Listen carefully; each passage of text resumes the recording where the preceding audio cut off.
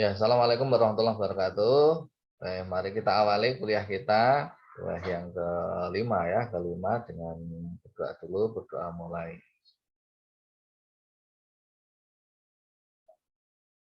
Amin, semoga diberikan kefahaman, kemanfaatan, kelancaran, kemudahan dalam memahami materi yang kita bahas pada kesempatan kali ini dan juga seterusnya ya, mulai dari awal. Dari awal memang kadang saya tampilkan, untungnya saya punya video tutorial, video penjelasan materi sehingga di waktu-waktu tertentu ketika kita tidak bisa tatap muka bisa diwakili oleh itu. Beberapa hal yang kadang membuat kita tidak bisa tatap muka, misalkan seperti ya libur kemarin ya, sehingga untuk cari jadwalnya agak sulit, sehingga diwakililah oleh video tutorial kita itu. Yang apa? Dimut dulu speakernya ya. Nanti kalau ada yang mau bertanya silahkan. Gitu. Kita lanjutkan materi kita ya. Ini saya mengambil dari buku Konsep in Enterprise Resource Planning. Ya. Sekali lagi saya ambil bukunya Konsep in Enterprise Resource Planning. Ini sudah saya riset, sudah saya googling, sudah saya teliti gitu ya. Ya, sekiranya yang bisa mewakili mata kuliah kita dan lebih jelas, lebih detail itu buku ini. Dan ini materi sudah saya berikan juga sehingga kalian bisa membacanya langsung di Spada. Hanya memang kendalanya itu bahasa Inggris. Kalau Anda sedikit alergi bahasa Inggris ya agak kesulitan. Tapi sekarang sudah ada Google Translate kok. Anda bisa terjemahkan langsung dari sana gitu. Atau Anda pengen belajar sekalian tentang bahasa Inggris itu juga bisa. Dan materi slide yang saya sampaikan ini adalah materi slide yang dari buku itu. Sehingga kalau dilihat ya agak kaku, memang kurang menarik. Kalau bahasa kita di presentasi itu kurang menarik karena kaku. Kaku itu ya sekedar teks saja, kemudian tambahan gambar itu hanya sekedar gambar-gambar yang terkait dengan software ERP. Enggak, kalau dilihatnya kurang begitu menarik. Gitu. Karena emang aslinya tidak saya rubah sama sekali. Tapi kalau Anda pengen suatu saat presentasi ya sebaiknya dibuat yang menarik. Anda mahasiswa itu kan mengalami beberapa kali presentasi. Satu ketika ujian KP, yang kedua TA1, TA2 di samping presentasi di luar. Dan ketika presentasi itu diantaranya adalah tampilan itu harus membuat yang menarik, yang tidak membosankan dengan animasi, mungkin dengan gambar atau dengan teks yang tidak membosankan. Di samping tidak copy paste teks saja. Gitu. Terus penyampaian Anda juga dinilai seperti itu, sehingga ada poin penilaian presentasi itu memang ada. Itu kurang lebih 15% yang dinilai itu adalah presentasinya, penampilannya, dan cara penyampaiannya. Itu ketika presentasi, buatlah presentasi itu yang menarik. Kalau ini teks banget karena aslinya tidak saya rubah-rubah. Itu kemudian saya ulas sebentar tentang ERP itu, Enterprise Resource Planning. Itu sebenarnya salah satu jenis dari sistem informasi. Jadi kalau kita dulu belajar pemrograman komputer, maka pemrograman komputer itu kemudian dikembangkan lagi, digabungkan, disinergikan dengan basis data sehingga muncullah yang namanya sistem informasi.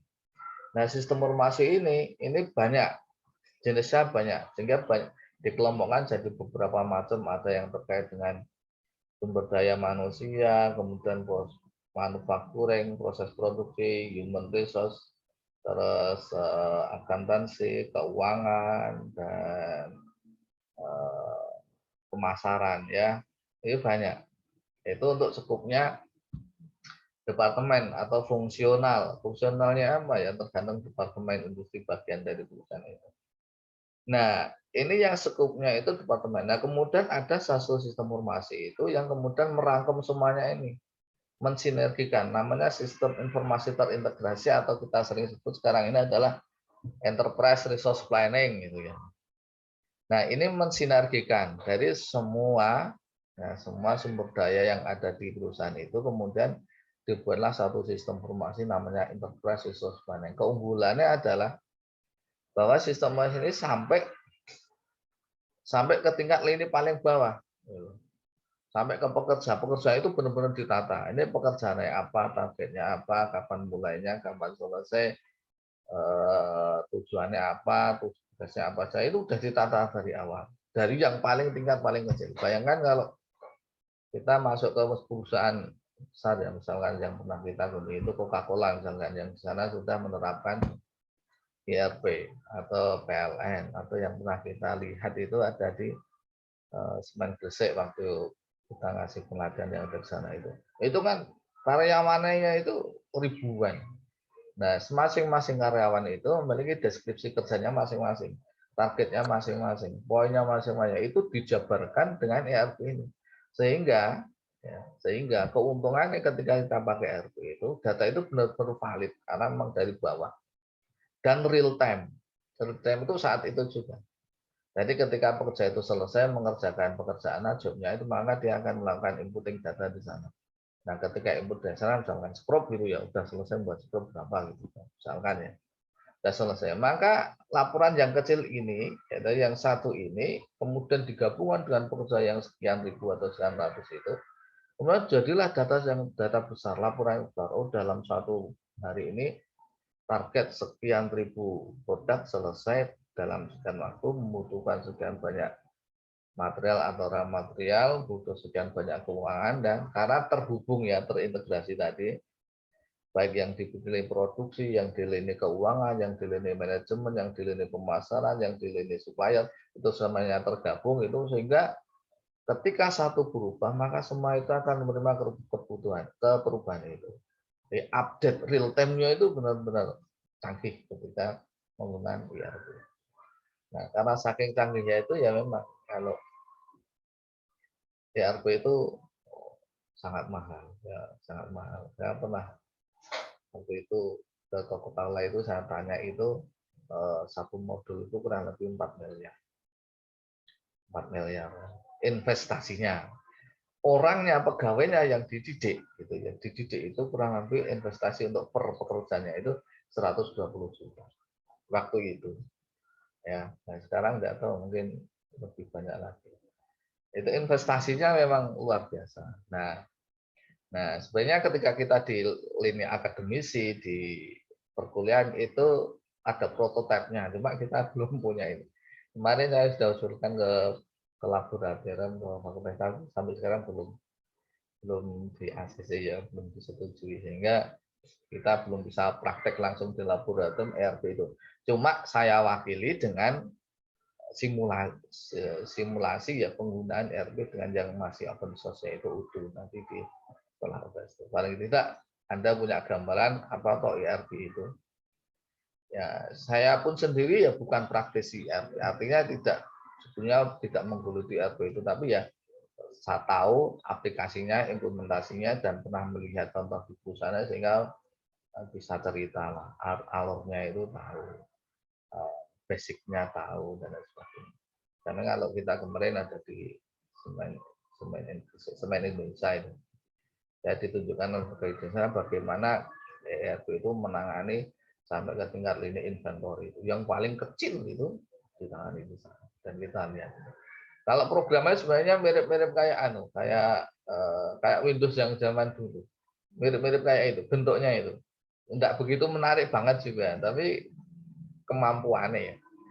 Kalau user interface-nya itu ya kurang menarik, mungkin menarik Anda ya, karena Anda kalau Anda buat program itu kan waktu pengen Anda tambahin macam-macam, entah gambar bunga atau gambar apa gitu. Tapi kalau itu ya enggak, lurus-lurus saja. Itu ya, itu terkait dengan ERP ya. Sejarah perkembangannya bisa Anda baca dari awal itu.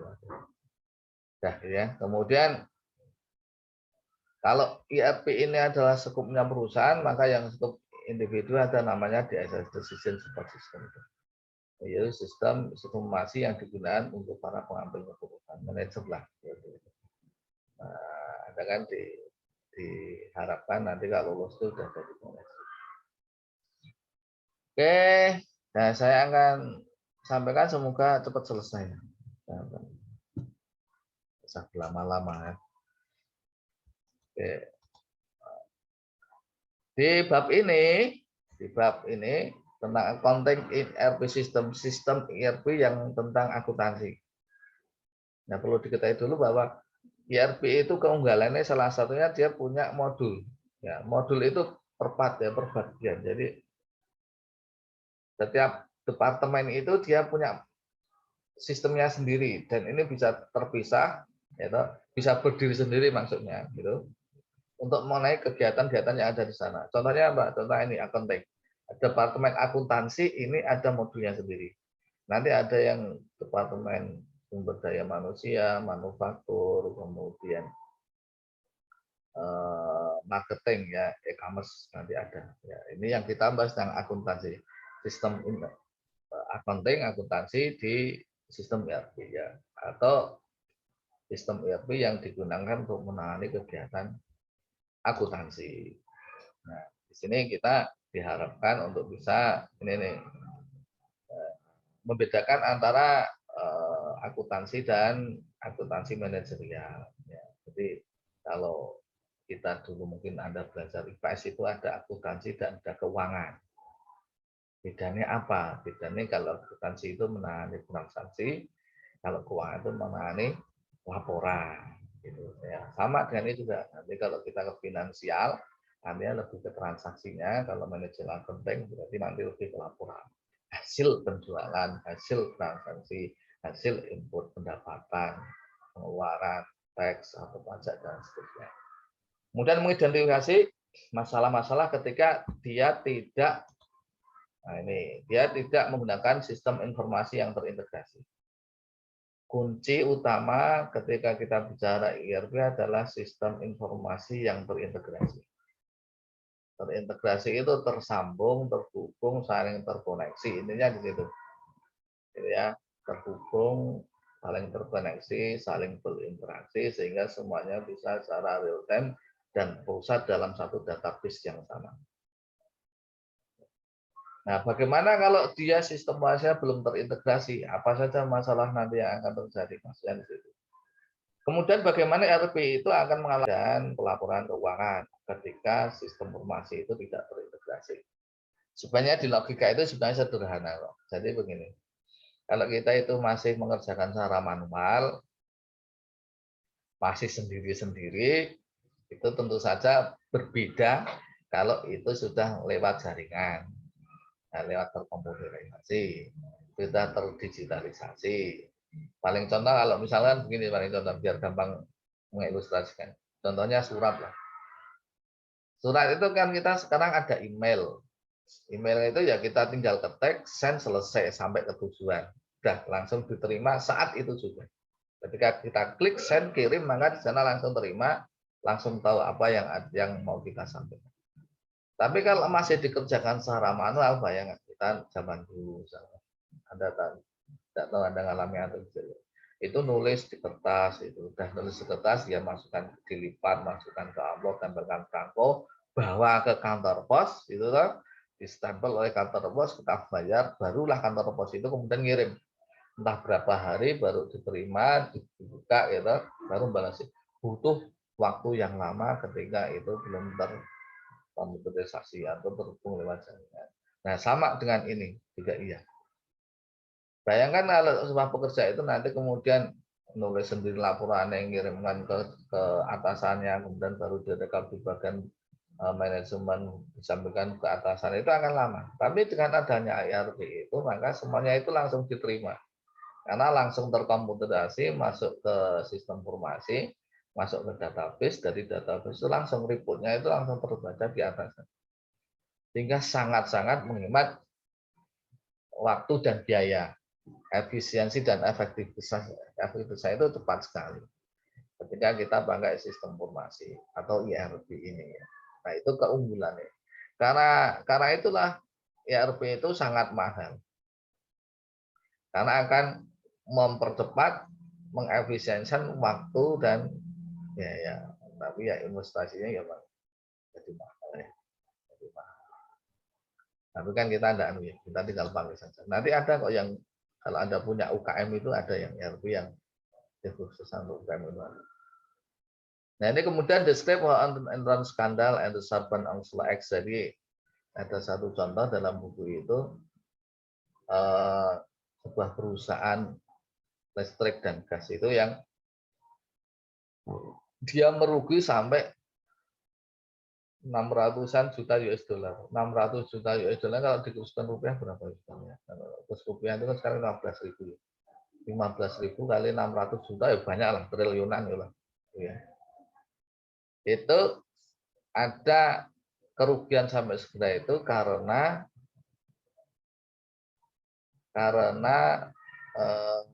penghilangan data ya. Karena penghilangan data. Manipulasi data gitu lah. Sehingga tim sekuritas Amerika Serikat itu membuat hukum yang namanya Sarbanes-Oxley Act.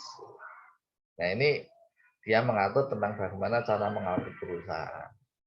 Nah sebenarnya kerugian yang seperti itu tidak bisa, ya ini bisa diselesaikan, bisa diberikan solusi ketika menggunakan sistem ERP, maksudnya seperti itu. Itu rangkaiannya seperti itu, sehingga nanti kalau Anda baca buku atau materi yang kita sampaikan, Anda jadi tahu urutannya kayak gitu. Nah, detailnya kayak apa? Ya, singkat saja ini karena materinya banyak sekali, hampir 50 slide ini. Nah, kita lewati, kita yang penting-penting saja lah. Konten aktivitas kegiatan akuntansi utama saja, ya dia melakukan dokumentasi terhadap transaksi yang terjadi dalam perusahaan. Setelah mendokumentasi, kemudian dia juga akan melanjutkan ke melaporkan. Kemudian di sana juga ada pernyataan. Jadi nanti contohnya adalah kegiatan akuntansi lah. Ini seperti itu, ada cash. Kalau kita mungkin lebih tepatnya itu mengatakan apa itu namanya neraca rugi laba, ya neraca rugi laba. Nah, itulah namanya kegiatan akuntansi.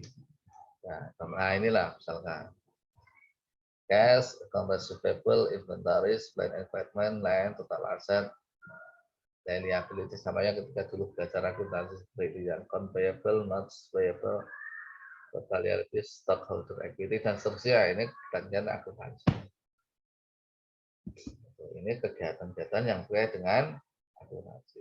Nah, kalau Anda menemukan kata-kata Peter Snecker di sini contoh perusahaan imajiner tidak nyata gitu ya.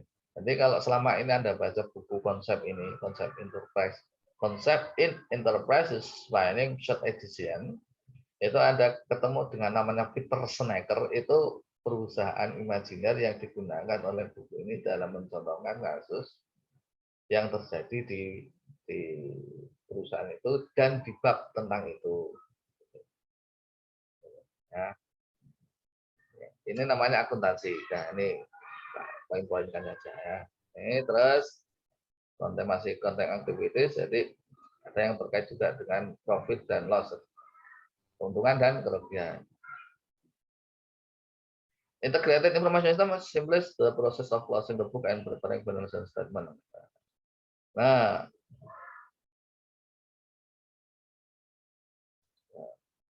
oke, ini manajer menurut saya. Ini manajer accounting. Jadi ketika dia sudah neraca akuntansi, kegiatan akuntansi nanti akan menjadi sebuah kesimpulan pendapatan berapa, pengeluaran berapa, terus laba bersih berapa. Nah, ini ya kayak gitu. Kata saya, itu semua kegiatan itu bisa di cover, bisa di apa namanya dilakukan oleh ERP, terutama dalam hal ini itu adalah yang paling terkenal itu SAP. ERP ini memakainya SAP. Apa selain SAP itu ada banyak, yang open source juga ada, tapi yang paling terkenal itu memang SAP. Yang paling mahal juga SAP. SAP itu singkatan dari System Analysis Program Development ya, System Analysis Program Development. Memang dia digunakan untuk menganalisis. Jadi contohnya begini. SAP ini misalkan contohnya dia punya kemampuan itu untuk melakukan analisis terhadap keuangan. Rugi laba bahkan sampai ke peramalan dia akan bisa melakukan itu. Penjualannya sekian gitu. Maka sebaiknya pada di akan datang kita harus membuat berapa, produksi berapa. Ini bisa dilakukan oleh SAP. Itu canggihnya kayak itu. Ya, sehingga kebutuhan terhadap industri itu sudah include, sudah built-in, sudah terkandung di dalam software SAP itu. Sehingga ini tak kasih bocoran nih biar Anda tahu. Hampir semua yang Anda pelajari di teknik industri, semua keilmuan teknik industri yang Anda pelajari. Ya. Karena apa tuh? BEP, HPP, inventory, PPIC, forecasting, semuanya lah yang Anda pelajari itu. Ya. Semua itu sudah ada di ERP itu. Tinggal klik saja nanti sudah keluar hasilnya. Ya kita tidak perlu repot-repot ngitung lagi. Ya kenapa kok kita itu butuh komputer? Karena kemampuan dia itu dalam melakukan perhitungan yang cepat dan memori yang banyak. Nah, sepintar apapun Anda, kalau Anda kerjakannya pasti manual tulis tangan, ya ketinggalan. Kayak orang balapan itu. Balapan yang kalau sama-sama lari ya berarti yang tercepat. Gitu. Tapi kalau ada teknologi lari sama yang pakai motor ya cepat motor. Formula 1 ya cepat Formula 1. Itu namanya teknologi. Nah, semakin teknologi ini dipakai, maka itu jadi ukuran kemajuan dari sebuah perusahaan. Jadi perusahaan itu atau apapun ya, organisasi, perguruan tinggi, sekolah dan sebagainya, itu kemajuannya bisa dinilai itu dari penerapan teknologi yang diterapkan di sana. Nah, ini termasuk ini. Kalau Anda pinter gitu misalkan, Anda canggih gitu ya. Tapi kalau dengan teknologi, ya Anda kan punya tingkat kelelahan. Itu berapa kali sudah selesai. Butuh makan, butuh istirahat, mungkin tidur, capean. Tapi kalau komputer, nah, disuruh 1 hari 1 malam tetap kumat. Sehingga kenapa kita pakai teknologi computerized. Nah, yang Anda pelajari di teknik industri itu sudah ada di ERP itu, tinggal pakai saja. Berarti tidak penting belajar teknik, ya tetap penting karena harus tahu dasarnya. Saya dulu pernah ngajar kasih training di Semen Gresik Indonesia tentang inventory. Ya, inventory. Belajar tentang inventory, tentang apa namanya ABC ya, kemudian tentang safety stock, tentang macam-macam itu. Ya, saya kenalkan teorinya. Kenapa? Ya karena komputernya sudah ada, ERP-nya itu sudah ada, SAP-nya itu sudah ada. Tinggal klik saja langsung keluar hasilnya. Tapi ya kita kenalan basic-nya. Bagaimana harga atau nilai ini bisa keluar dari mana. Cuma itu saja. Tapi kalau masalah kecepatan, udah mereka lebih canggih. Teknologi yang dipakai itu udah lebih luar biasa. Sudah terkomputerisasi semuanya real time. Lebih canggih. Ya, ibaratnya seperti itu. Sehingga yang kita pelajari sebenarnya masih basic itu, tapi ini menjadi kalau kita untuk memahami ketika kita menggunakan teknologi yang paling canggih saat ini. Ya, untung Anda ngambil ERP, sehingga nanti Anda sudah tahu aplikasi di sistem teknologi ICT-nya itu kayak apa. Nggak perlu repot-repot misalkan yang situ enggak. Syukur semua nanti TA Anda itu berbasis IT ya, sistem informasi. Kenapa? Karena sekarang ini semua itu dituntut cepat. Ya, untuk cepat gitu. Paling cepat itu kalau saya sering sampaikan pada mahasiswa, kalau Anda pengen cepat lulus itu, ubahlah KP itu jadi sistem informasi, sudah selesai. Anda sudah punya datanya, sudah punya perusahaan, sudah punya teori, nah tinggal dikembangkan, diwadahi pakai sistem informasi, sudah selesai. Itu tidak sampai 4 tahun selesai kuliahnya ya. Kecuali pengen jadi mapalah, mahasiswa paling lama ya beda lagi cerita. Tapi kalau paling pengen cepat, ya itu udah. Nah, bagaimana semua yang kita pelajari kita kemas itu dalam bentuk komputerisasi ICT. Contohnya ini nih, nah, ya, terus using ERP for accounting information system, dah intinya ERP bisa digunakan dalam kegiatan akuntansi dan dia kembali adalah database-nya centralized, terpusat. Database-nya terpusat. Sehingga semuanya itu pembuatan general ledger, pembukuan dan lain sebagainya itu akan real time saat itu. Nah, terus. Nah, ini modul-modul SAP sebenarnya tidak hanya akuntansi ya, banyak ya. Sales and distribution, material and management, financial accounting, controlling, human resources, management. Semuanya terintegrasi. Mulai dari penjualan, peramalan, kebutuhan sumber daya manusia, kebutuhan supplier, pemasaran, kemudian pengadaan bahan baku, perhitungan keuangan, kemudian kontrol, pekerja, berapa kebutuhannya, trainingnya berapa, alokasinya untuk apa, aktivitasnya pekerjaan apa saja, tanggung jawab apa saja, gajinya berapa, semuanya sudah tercover dengan adanya ERP dan terpusat. Database-nya terpusat, terintegrasi, terintegrasi. Nah, saya lewati, saya sampaikan yang penting-penting saja, termasuk bagaimana perusahaan ngatur tentang berapa pembiayaan yang bisa dilakukan atau yang bisa diberikan kepada konsumen. Lewat saja, terus ini contoh pengaturan tentang pembiayaan. Ya. Nah, ERP ini juga bisa melakukan analisis keuntungan. Business manager use accounting data performance analysis. Ya, bisa melakukan analisis setelah keuntungan. Jadi berapa yang terjual, berapa yang dipakai. Ya. Karena kadang-kadang kalau ini tidak terdata dengan baik, misalkan dalam program pencatatannya itu tidak pas, dalam sistem perbudaannya tidak pas, datanya tidak cocok, ya nanti bermasalah di pelaporan keuangan nih. Nah, ini bisa diminimalisir dengan adanya ERP, khususnya di bagian accounting.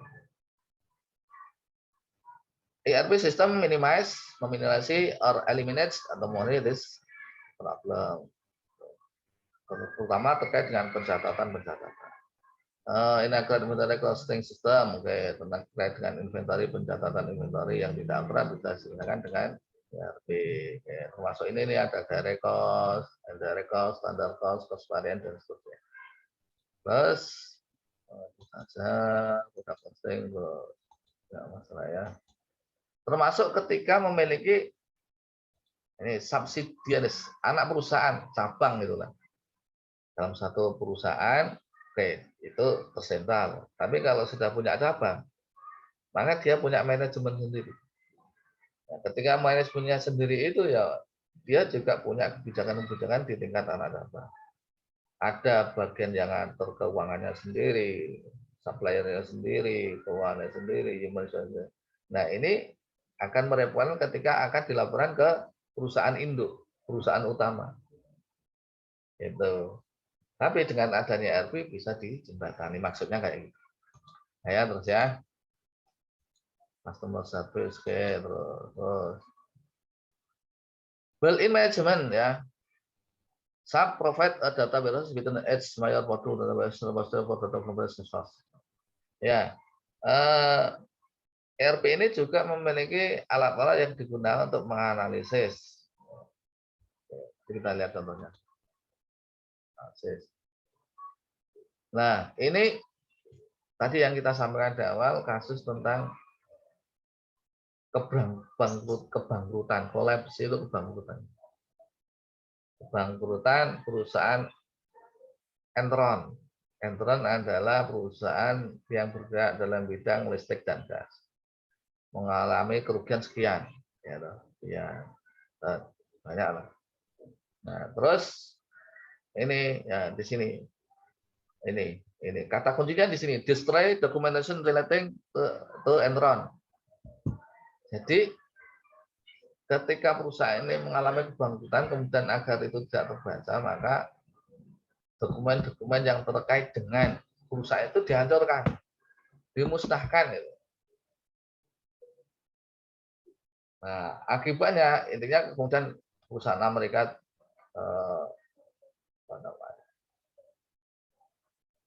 membentuk bagaimana kejadian ini tidak terjadi lagi. Auditingnya itu benar-benar bisa sesuai dengan kenyataan. Nah, karena apa? Karena dengan adanya kasus ini banyak ini nih, misalkan ada 3,1 jumlah aware either charge or black itu criminal charge. Oke, ada yang terlibat, kemudian ada PHK massal, ada sekian banyak, gitu, thousand of workers lost their job, itu akibatnya efeknya besar. Karena apa? Ketidakcocokan antara catatan dengan kenyataan, catatan dan kenyataan. Nah, sebenarnya ini tidak perlu terjadi. Hanya Amerika membuat sebuah hukum yang namanya Sarbanes Oxley. Ini intinya terkait dengan cara mengaudit perusahaan. Nah, kegiatan-kegiatan itu, audit service that audit provide ya, kegiatan-kegiatan yang sebenarnya kesalahan administrasi seperti ini sebenarnya tidak perlu terjadi ketika kita menggunakan sistem ERP. Karena apa? Karena di sini ya, perusahaan bisa mengendalikan dari catatan paling kecil sampai dia menjadi sebuah laporan reporting untuk manajerial itu secara real time terkendali ketika pakai ERP. Sistem pengarsipannya itu terintegrasi. Di antaranya apa? Kualitas overview ways to delete item. ERP ini sangat sedikit untuk bisa mendelete atau menghapus data. Jadi pekerja itu tidak bisa menghapus data, hanya sedikit sekali. Bayangkan kalau sudah itu terlaporkan, berarti sudah masuk ke sistem database. Artinya apa? Akurat, tidak bisa dimanipulasi. Data are removed from sub-ERP system only after they have been recorded. Data bisa dibuang, tapi harus di backup dulu, sehingga tetap punya salinannya. Tidak bisa dihapusi, tidak bisa dimanipulasi, sudah terdata. Sistem itu, ERP itu sudah menjamin membuat backup cadangan terhadap data-data yang dilakukan oleh perusahaan itu. Arsip permanent storage. Sehingga saya bisa melacak keberadaan mengusut dari data itu dibuat atau dirubah. Ini ketika pakai ERP.